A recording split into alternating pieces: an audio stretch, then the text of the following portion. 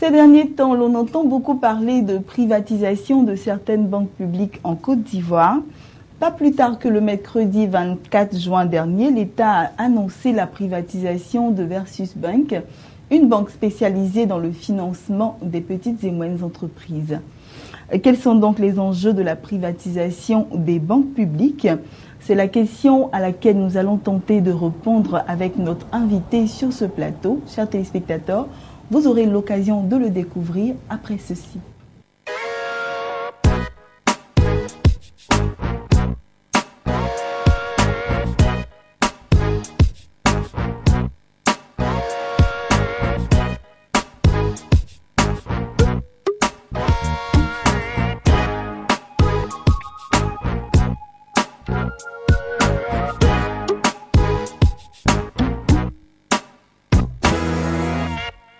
Bonjour téléspectateurs de Business 24 Africa, téléspectateurs de Business Matin, merci d'être avec nous.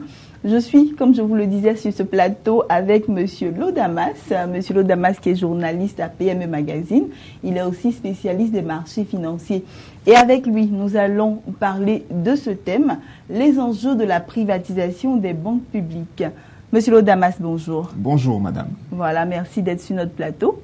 Merci pour l'invitation aussi. Voilà, avec vous, je le disais tantôt, nous allons parler des enjeux de la privatisation des banques publiques. Oui. Voilà, et nous allons tout de suite vous demander, Monsieur Lodamas, qu'est-ce que la privatisation? Expliquez-nous un peu, on entend beaucoup parler de privatisation.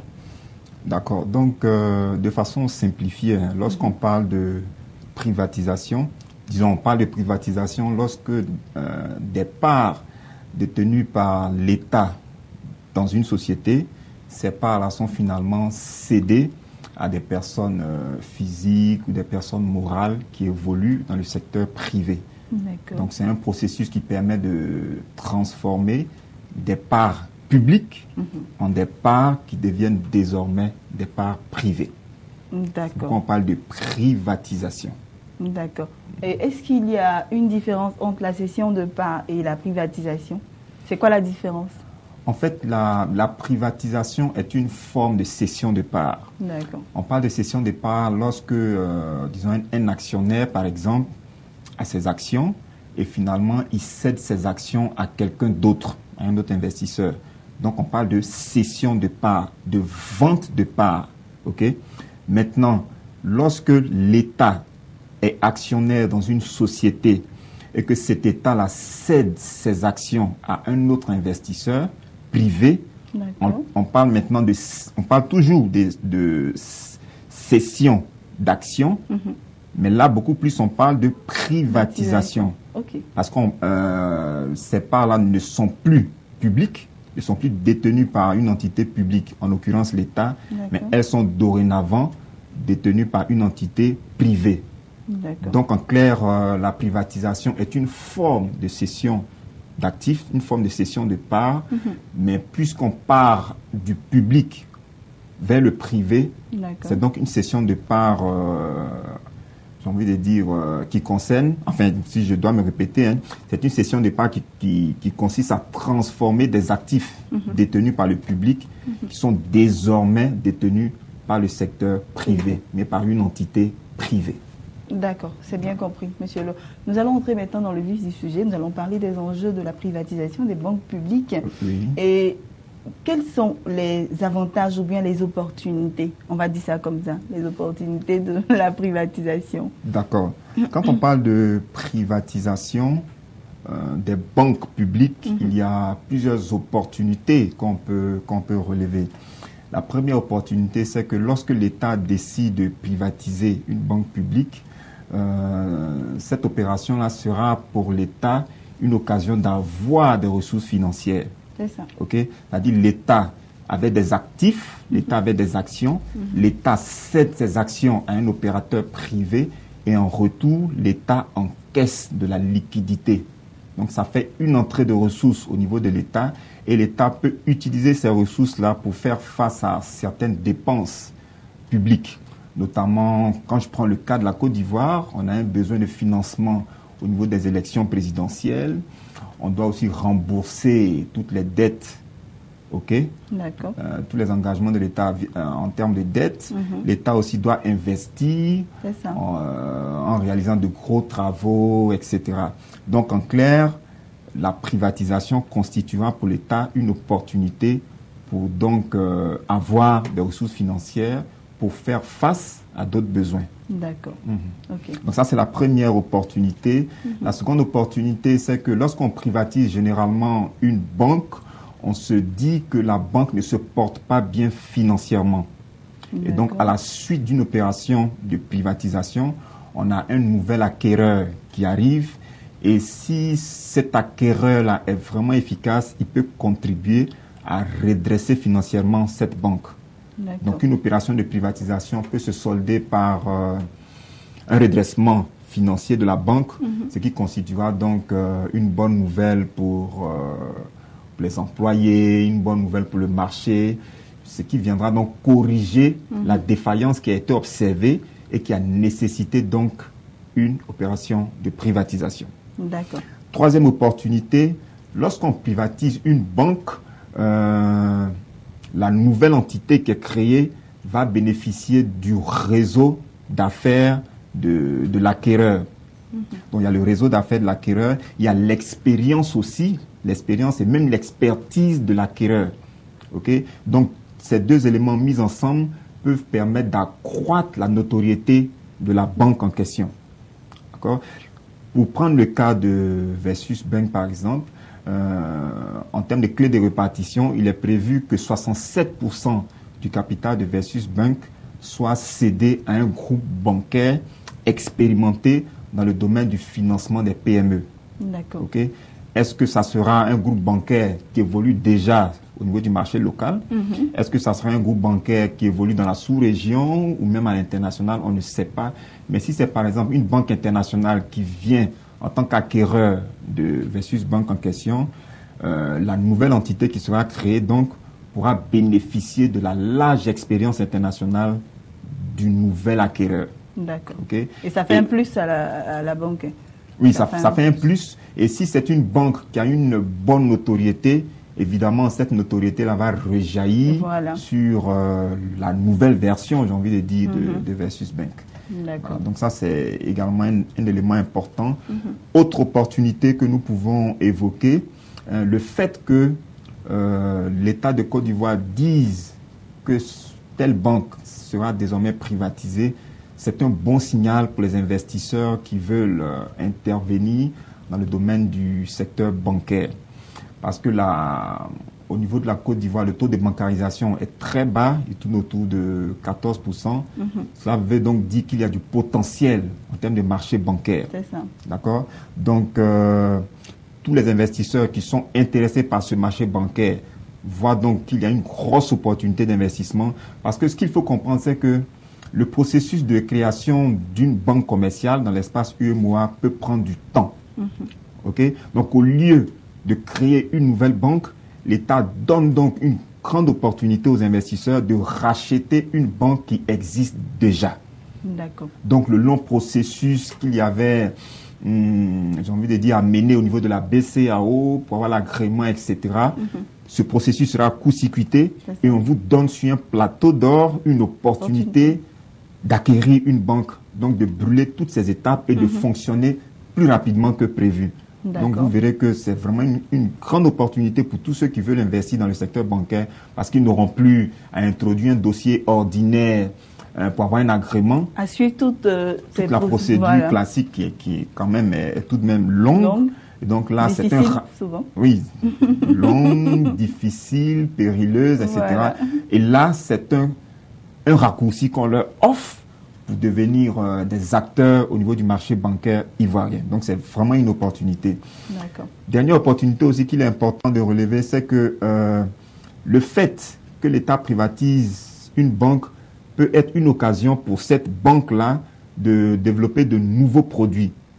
D'accord. Donc, si de nouveaux produits sont développés, cela permettra donc d'accroître la concurrence au niveau du secteur bancaire et la population donc peut largement sortir gagnante de cet aspect des choses. Si par exemple la concurrence est accrue et que cette nouvelle banque en termes de taux offre des taux plus intéressants que les banques que les taux qui sont offerts actuellement. Vous voyez, cela constituera donc une information très importante et très intéressante même pour la population, pour la clientèle future de cette nouvelle banque. D'accord. Voilà. Donc, voilà un peu ce qu'on peut dire. Et pour terminer même, il y a encore une opportunité qui me vient à l'esprit. C'est que si toutes ces conditions sont remplies, cette opportunité, enfin la privatisation peut constituer donc une opportunité lorsque la banque accroît sa force d'intervention sur le marché. Elle va bénéficier d'un nouveau réseau bancaire, va bénéficier de l'expérience et de l'expertise du nouvel acquéreur. Sa notoriété va s'accroître, sa capacité financière va s'accroître et donc la banque sera beaucoup plus efficace sur le terrain. Donc en clair, sa force d'intervention va s'accroître et elle sera vraiment performante beaucoup plus sur le marché. Un bon signal pour les investisseurs. Oui, un bon signal pour les investisseurs, un bon signal également pour les clients. Surtout que Versus Bank, par exemple, pour prendre ce cas spécifique, Versus Bank évoluait dans le domaine du financement des petites et moyennes entreprises. Et donc, si on a la nouvelle version de cette banque, si elle a plus de capitaux, elle sera donc plus efficace en termes de financement des PME. C'est bien dit, M. Lo. Merci. Et on continue. Est-ce qu'il n'y a pas lieu de crier au scandale lorsqu'on privatise une banque? Est-ce qu'il n'y a pas de menaces? À vous entendre parler, on se dit qu'il n'y a que des opportunités. Non, on ne va pas crier au scandale, mais il y a tout de même des risques. Il y a tout de même des menaces qu'on peut évoquer rapidement. La première menace, c'est que lorsqu'on annonce que telle banque sera privatisée dans peu de temps, cette information peut créer ce qu'on appelle une panique bancaire. D'accord. Parce que les clients de cette banque-là peuvent se dire que la banque dans laquelle nous avons de l'argent ne se porte pas bien financièrement et c'est ce qui motive cette décision de privatisation.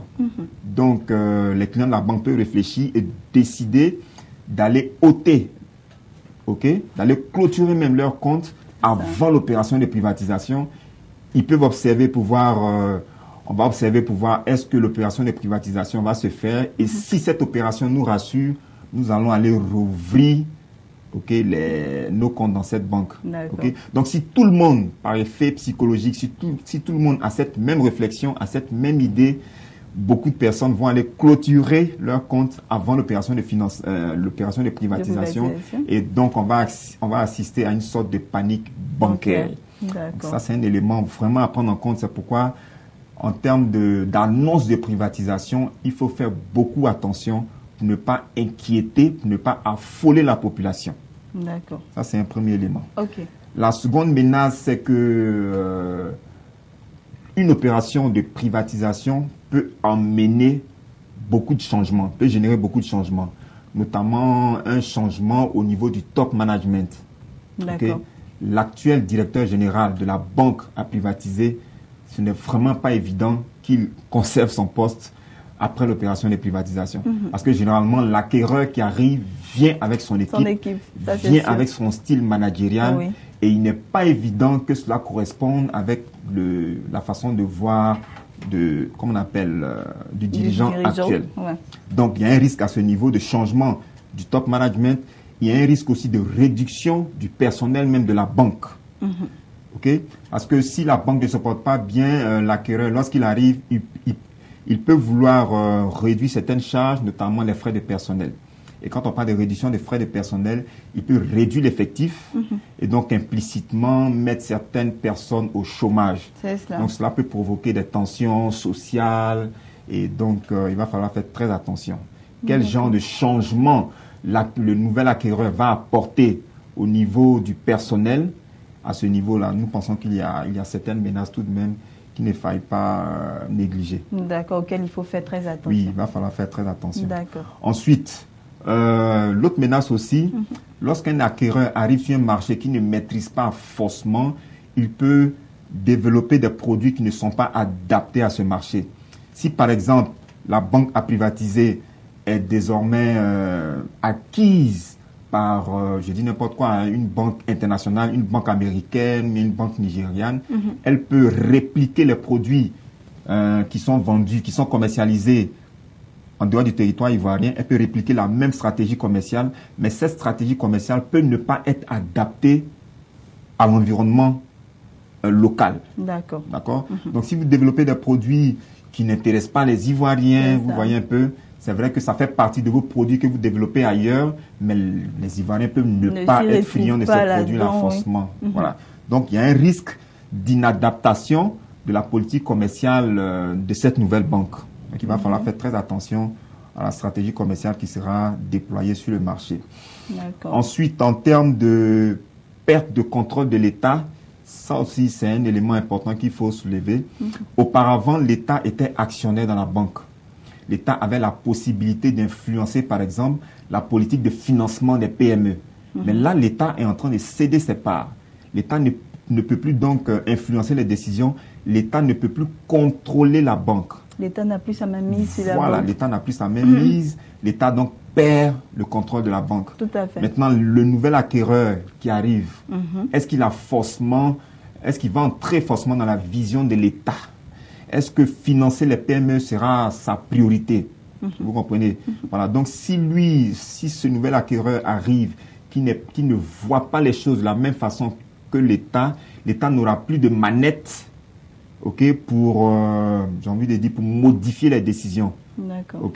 Donc, en clair, lorsqu'on procède à une opération de privatisation, on assiste donc à une perte de contrôle, à une perte d'influence sur les décisions qui seront prises donc par cette nouvelle banque. Mais il y a tout de même, M. Lo, des balises, non?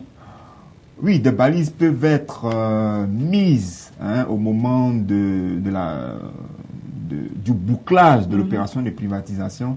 Mais là encore, il va falloir que les balises prennent en compte un certain nombre de choses, mais surtout que ces balises-là aussi soient acceptées par l'acquéreur qui est en face. Donc, ça sera juste un jeu de négociation. L'État va défendre ses intérêts, l'investisseur également va défendre ses intérêts, et puis finalement, ils vont s'accorder sur quelque chose pour rendre effective donc l'opération de privatisation. D'accord. Voilà. Donc, en gros, voilà certaines menaces qui planent à l'horizon, et il va donc falloir faire très attention. La privatisation des banques publiques a ses avantages, mais elle a également ses inconvénients. D'accord. Et vous avez des conseils ou des recommandations, M. Lo? En termes de recommandations, vous avez parlé de balises tout à l'heure. Donc, il va falloir que l'État de Côte d'Ivoire prenne certaines balises, parce que la méthode qui a été retenue, ça sera un appel d'offres qui sera lancé, et plusieurs investisseurs donc vont faire des propositions. Donc, il y a des balises qui doivent être mises, à mon sens.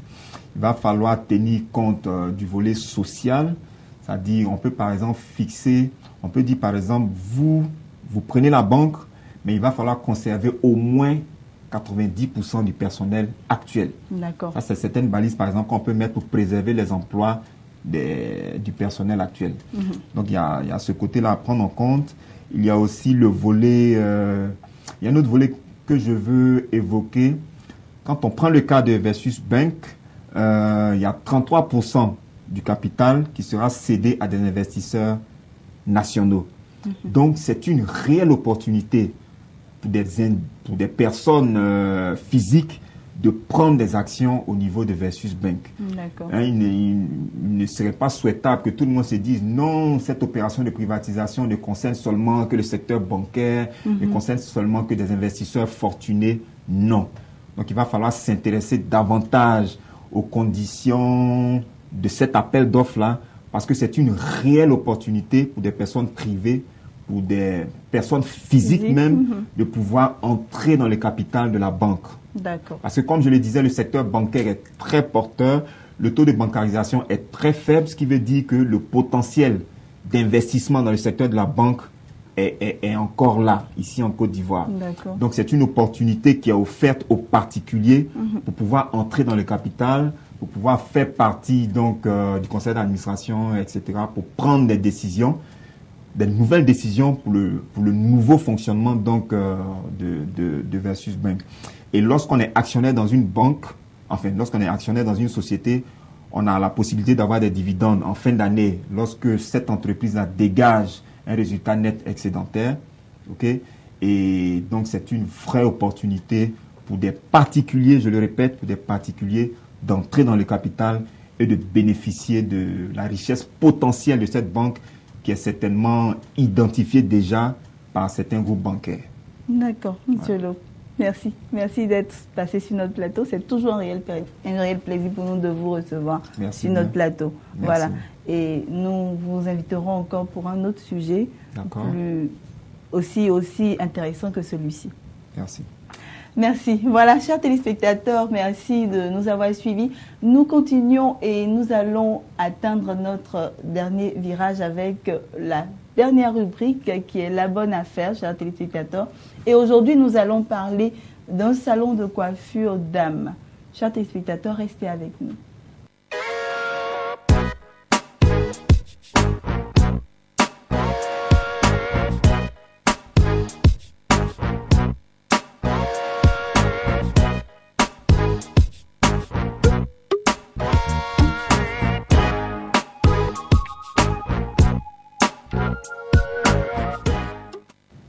Chers téléspectateurs, nous sommes au dernier virage de cette émission Business Matin et nous sommes à votre rubrique préférée, la bonne affaire. Aujourd'hui, chers téléspectateurs, nous allons vous parler d'un projet très intéressant, la mise en place d'un salon de coiffure dames. Et savez-vous que ce projet peut vous rapporter près de 4 millions à partir de la deuxième année? Oui, chers téléspectateurs, cela est possible et nous sommes là pour vous donner quelques informations concernant ce projet-là. Chers téléspectateurs, comme d'habitude, nous allons procéder à l'identification et à l'estimation des besoins. Pour cela, j'ai 2 tableaux à vous proposer. Le premier tableau présente la location, l'aménagement et l'équipement d'un local. Pour mettre en place ce projet, vous aurez besoin d'un local qui va vous coûter 50 000 francs CFA à peu près. On prend un exemple, chers téléspectateurs. Et vous aurez à payer 6 mois de caution et 4 mois d'avance, ce qui vous donnera un total de 500 000 francs CFA. L'aménagement du local, ce qui prend en compte la peinture, la décoration, le plafonnage, tout ce qui rentre en ligne de compte, vous devez dépenser la somme de 350 000 francs CFA. L'abonnement CIE SODECI vous reviendra à 65 000 francs CFA. L'installation de ventilateurs, ampoules, etc. réservez la somme de 32 000 francs CFA. L'installation et la pose de glace, réservez la somme de 50 000 francs CFA. Et l'installation du salon qui prend en compte l'ensemble coiffeuse, chaises, guéridons, etc. Vous aurez besoin de la somme de 265 000 francs CFA. Ce qui vous donne un total pour ce premier tableau de 1 262 000 francs CFA. Poursuivons avec le deuxième et le dernier tableau qui présente l'achat d'équipements ou d'outils de travail. Comme équipement ou outils de travail, vous aurez besoin d'un panier à bigoudi qui vous coûtera 7 000 francs CFA.